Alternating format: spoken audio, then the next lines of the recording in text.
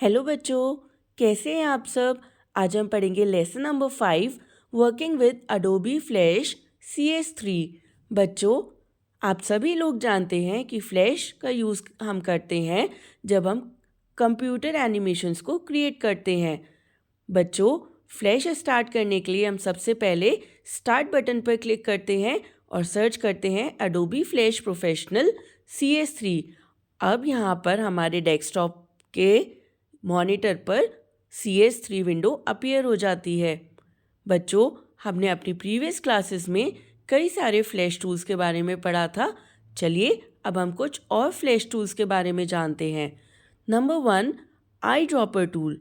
बच्चों, eye dropper tool को हम यूज़ करते हैं जब हम कलर्स को पिक करते हैं किसी एग्जिस्टिंग कलर से, और ये कलर होते हैं इमेजेस के अंदर, और इसी कलर को हम अप्लाई करते हैं किसी दूसरे ऑब्जेक्ट पर।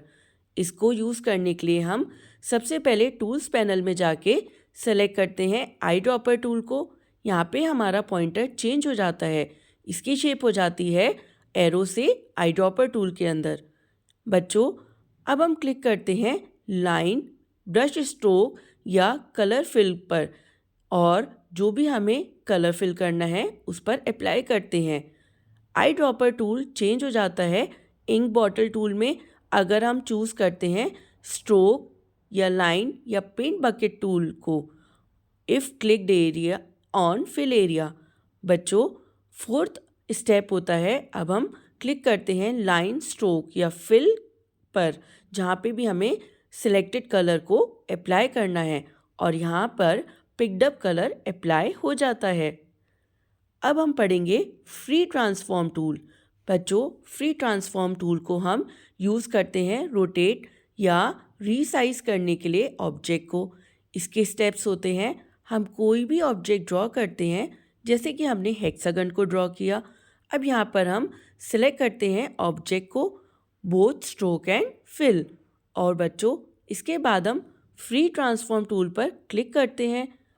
स्टेप 4 है, यहाँ पर हमारे पास ऑब्जेक्ट पे अलग अलग मार्क्स आ जाएंगे जिसमें सेवरल रीसाइज हैंडल्स होते हैं। बच्चों, अब हम माउस बटन को प्रेस करते हैं किसी भी कॉर्नर में और ड्रैग करते हैं उसके साइज़ को चेंज करने के लिए। बच्चों, ऑब्जेक्ट को रोटेट करने के लिए हम ऑब्जेक्ट को सेलेक्ट करते हैं और अपने कर्सर को प्लेस करते हैं रीसाइज हैंडल पर। इसकी हेल्प से हम अपने ऑब्जेक्ट को रोटेट कर सकते हैं।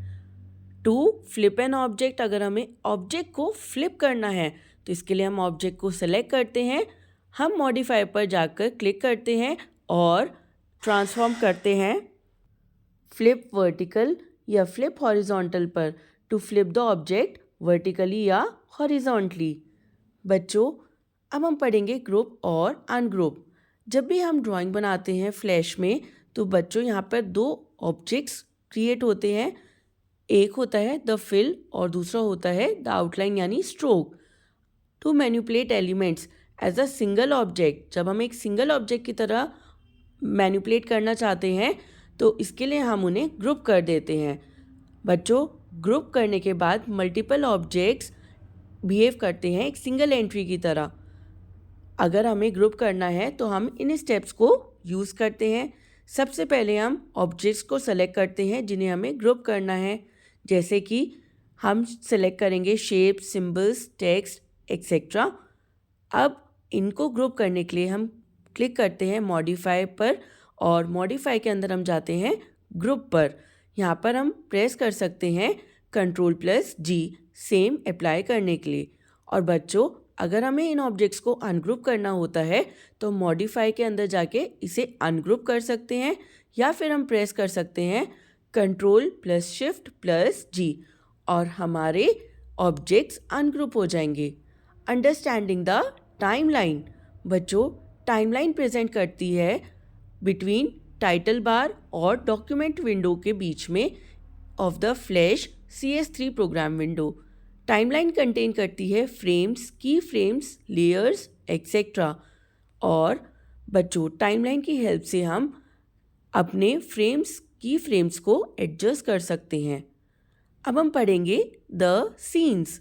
बच्चों, मूवी जो होती है फ्लैश में वो बनी ही होती है कई सारे सीन से। जैसे हम सीन 1, सीन 2, सीन 3 इन पर काम करते हैं। बच्चों, सीन्स के बाद आते हैं लेयर्स। एक सीन के अंदर बच्चों मल्टीपल लेयर्स होती हैं। ये हमें हेल्प करती हैं देखने में या एडजस्ट करने में सीन को।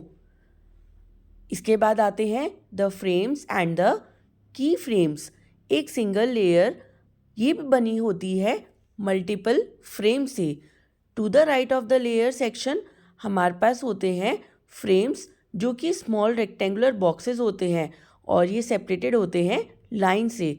बच्चों, हर फ्रेम के अंदर एक सिंगल इमेज होती है जो कि सीक्वेंस का पार्ट होती है और ये अरेंज होती है ऑर्डर में, ताकि इल्यूजन ऑफ मोशन क्रिएट हो सके। Creating a motion twin animation with layers. बच्चों, मोशन ट्विन एडोब फ्लैश का एक ऐसा फीचर है जिसकी हेल्प से हम एनिमेट कर सकते हैं इजीली किसी भी ऑब्जेक्ट के मोशन को। इस फीचर के अंदर हम उसका साइज, पोजीशन, रोटेशन एक ही की फ्रेम के अंदर सेट कर सकते हैं और चेंज कर सकते हैं इन पैरामीटर्स को किसी दूसरे की फ्रेम के अंदर। बच्चों, we can easily apply motion tween to an object without disturbing other objects in the scene by using the layers। चलिए अब हम इसके स्टेप्स को जानते हैं। सबसे पहले हम एक न्यू ओपन फ्लैश डॉक्यूमेंट को खोलते हैं और ड्रॉ करते हैं एक सीनरी इन द फर्स्ट की फ्रेम। सेकेंड में हम बच्चों सेलेक्ट करते हैं फ्रेम 2 और ड्रैग करते हैं माउस को टू सेलेक्ट फ्रेम 20। अब हम क्लिक करते हैं इंसर्ट टाइमलाइन फ्रेम पर, ताकि हम फ्रेम्स को फिल कर सकें with the same drying of the tree. बच्चों, स्टेप 3 में हम लेयर सेक्शन के अंदर क्लिक करते हैं इंसर्ट लेयर आइकन पर। अब यहाँ पर एक न्यू लेयर प्लेस हो जाती है फर्स्ट लेयर के ऊपर।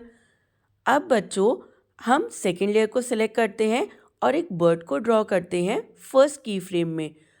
अगर हम ड्रॉ नहीं कर पाते हैं बर्ड को, तो हम इंपोर्ट करते हैं इमेज को फ्रॉम क्लिकिंग ऑन फाइल और इंपोर्ट पे जाकर हम इंपोर्ट टू स्टेज यूज़ करते हैं।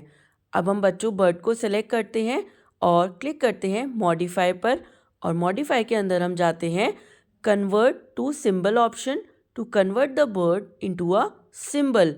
हम बर्ड को एक सिंबल की तरह कन्वर्ट करते हैं और असाइन करते हैं bird name in the convert to symbol dialog box के अंदर। अब बच्चों हम फ्रेम 10 ऑफ द लेयर 2 यहाँ पर हम इंसर्ट करते हैं दूसरा की फ्रेम और इंसर्ट करते हैं इस बर्ड को की फ्रेम के अंदर। बच्चों, हम अगर चाहें तो हम बर्ड का साइज़ भी चेंज कर सकते हैं। अब हम क्लिक करेंगे फ्री ट्रांसफॉर्म टूल पर आफ्टर सेलेक्टिंग द बर्ड और इसे ड्रैग करते हैं to the vertical resizing handle. अब हम कहीं भी क्लिक करेंगे और बर्ड डीसेलेक्ट हो जाएगी। बच्चों, यहाँ पर जब हम राइट क्लिक करते हैं किसी भी फ्रेम के बीच में, तो फ्रेम 1 से फ्रेम 10 तक एक शॉर्टकट मेन्यू बन जाता है और फिर अब हम सेलेक्ट करते हैं क्रिएट मोशन ट्विन ऑप्शन पर। बच्चों, अब हमारी मूवी रेडी है। हम कंट्रोल पर जाके प्ले कर सकते हैं अपनी मूवी को, या फिर हम प्रेस कर सकते हैं कंट्रोल प्लस एंटर। इन दोनों ही कॉम्बिनेशन से मूवी प्ले हो जाएगी। बच्चों, अब हम पढ़ेंगे यूजिंग मोशन गाइड लेयर। बच्चों, फ्लैश हमें फैसिलिटी देता है कि हम ऑब्जेक्ट को मूव करा सकते हैं एक गाइडेड या डिज़ाइन पाथ के ऊपर, और इसे हम करते हैं मोशन गाइड लेयर की हेल्प से। बच्चों, मोशन गाइड लेयर को हम कंट्रोल कर सकते हैं ड्यूरिंग एनिमेशन। सबसे पहले हम अपनी फाइल को ओपन करते हैं और हमने एक ड्रॉ किया एक बॉय को। अब यहाँ पे हम सेलेक्ट करेंगे ऐड मोशन गाइड आइकन को और एक गाइड लेयर अपीयर हो जाएगी और ऐड हो जाएगी लेयर 1 के अंदर। यहाँ पर हम सेलेक्ट करेंगे गाइड लेयर को और अब हम पेंसिल टूल की हेल्प से एक पार्ट डिज़ाइन करेंगे जहाँ पे हमें बॉय को मूव कराना है। इसके बाद बच्चों हम सेलेक्ट करेंगे लेयर को जिसमें हमने बॉय को ड्रॉ किया था। अब हम सेलेक्ट करेंगे फर्स्ट की फ्रेम और मूव करेंगे ऑब्जेक्ट को to the starting point of the path. बच्चों, अब यहाँ पर बच्चा ऑटोमेटिकली स्टिक कर जाएगा पाथ के ऊपर। अब हम सेलेक्ट करेंगे दूसरा फ्रेम और इंसर्ट करेंगे सेकंड की फ्रेम को। Now stick the object to the end of the path. अब हम इंसर्ट करेंगे key frame on the boy layer of the same frame. अब हम अप्लाई करेंगे motion tween on boy layer. बच्चों, जब हम अपना एनिमेशन प्ले करेंगे तो जो बॉय है वो रिक्वायर्ड पाथ के ऊपर मूव करेगा। अब हम पढ़ेंगे मास्क इन फ्लैश। बच्चों, मास्क का मतलब होता है जब हम किसी चीज़ को कवर कर देते हैं। यहाँ पर भी हम मास्क फीचर की हेल्प से अपनी एक लेयर को मास्क कर देते हैं। बच्चों, इसका मतलब अगर एक लेयर मास्क फीचर पर है तो इसका मतलब हमें उसका पोर्शन दिखेगा जो उस लेयर के नीचे है। इसे करने के लिए हम सबसे पहले एक कलरफुल बैकग्राउंड बनाते हैं और उस पर कोई भी टेक्स्ट को लिखते हैं। This is the first layer जिस पर हम काम कर रहे हैं। अब हम एक दूसरी लेयर को ऐड करते हैं। यहाँ पर हम एक सर्कल बनाते हैं और मूव करते हैं over the text using the motion twin feature. बच्चों, इसके बाद हम सेकेंड लेयर बनाकर इसे मास्क कर देते हैं for the layer below it. इसका मतलब फर्स्ट लेयर के नीचे। अब एनिमेशन के अंदर ऐसा लगेगा कि एक टॉर्च लाइट इफेक्ट है और ये फ्लैशिंग कर रहा है टेक्स्ट के ऊपर। Creating a mask. सबसे पहले मास्क बनाने के लिए हम न्यू फ्लैश डॉक्यूमेंट में जाके क्लिक करते हैं प्रॉपर्टीज़ इंस्पेक्टर पर और यहाँ से हम बैकग्राउंड कलर बटन को सिलेक्ट करते हैं। बच्चों, लेयर 1 के अंदर हम अपने टेक्स्ट को टाइप करते हैं और फिर हम इंसर्ट करते हैं की frame in the 30th frame on the timeline by clicking on the insert timeline की फ्रेम ऑप्शन। फोर्थ स्टेप में बच्चों हम क्लिक करते हैं इंसर्ट लेयर बटन पे ताकि एक नई लेयर क्रिएट हो सके। फिफ्थ स्टेप में लेयर 2 पर हम एक सर्कल बनाते हैं और ये सर्कल बनाते हैं टेक्स्ट के ऊपर और मोशन ट्विन फीचर को यूज़ करके इसे यूज़ करते हैं ताकि ये ऐसा अपीयर हो कि ये टेक्स्ट के अराउंड मूव कर रहा है। बच्चों, स्टेप नंबर 6 में हम राइट क्लिक करते हैं लेयर 2 पर और या फिर हम शॉर्टकट मेन्यू में जाते हैं और क्लिक करते हैं मास्क ऑप्शन पर। अब बच्चों, हम देखेंगे लेयर आइकन चेंज हो जाता है मास्क लेयर आइकन पर। स्टेप 7 में हम टेस्ट कर सकते हैं वीडियो को जब हम क्लिक करते हैं कंट्रोल टेस्ट मूवी ऑप्शन पर या फिर हम प्रेस कर सकते हैं कंट्रोल प्लस एंटर की को। यहाँ पर हमें मास्क फीचर दिखेगा। Rotation with masking effect. इसके लिए हम क्लिक करते हैं फाइल टैब में और सेलेक्ट करते हैं new option to create a new file. अब हम क्लिक करते हैं फाइल पर और यहाँ से जाते हैं इंपोर्ट पर और फिर हम क्लिक करते हैं इंपोर्ट टू स्टेज ताकि हम इमेज को स्टेज पर ला सकें। स्टेप 3 में हम प्रॉपर्टी इंस्पेक्टर के अंदर सेलेक्ट करते हैं 550 बाय 440 डायमेंशन को टू फिट द इमेज और स्टेप 4 में हम चेंज करते हैं इमेज लेयर का नेम टू जंगल और लॉक कर देते हैं जंगल लेयर। स्टेप 5 में बच्चों हम इंसर्ट करते हैं लेयर बटन पे ताकि हम एक और लेयर को ऐड कर सकें और इसका नाम रखते हैं स्टार मास्क। स्टेप 6 में हम स्टार मास्क लेयर को सिलेक्ट करते हैं और हम एक स्टार बनाते हैं using the poly star tool on the image. बच्चों, अब हम कन्वर्ट करते हैं स्टार को सिंबल में बाय प्रेसिंग F8 की। अब हम डिफाइन करते हैं ग्राफिक्स बिहेवियर और एंटर करते हैं star in the name box. अब at frame 55 on the star mask layer हम एक की फ्रेम को इंसर्ट करेंगे।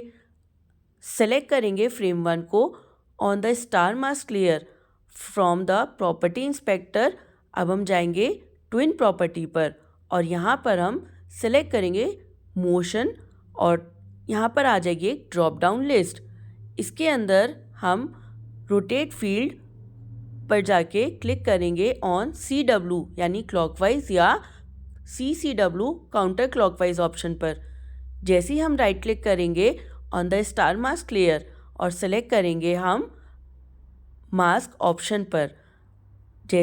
इसके बाद हम प्रेस करेंगे कंट्रोल+ एंटर की और हमारी मूवी प्ले हो जाएगी।